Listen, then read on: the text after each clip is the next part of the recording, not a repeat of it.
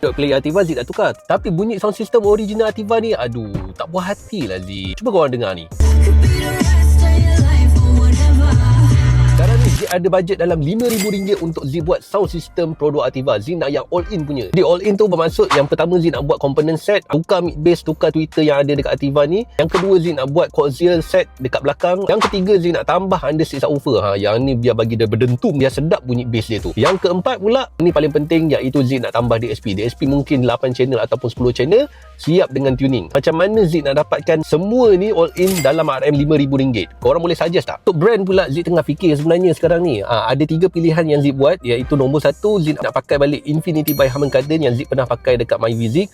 Yang tu memang bunyi dah sedap lah, Zik dah puas hati dah. Yang kedua, mungkin Zik nak try Carrozzeria EDM, yang tu memang biasa dah orang dengar. Yang ketiga iaitu Alpine. Cuba suggest dekat Zik dengan berbekalkan RM5,000 tu cukup tak untuk Zik nak pilih antara 3 brand ni? Ataupun korang ada suggest setup yang lain untuk brand yang lain? Cuba komen dekat bawah.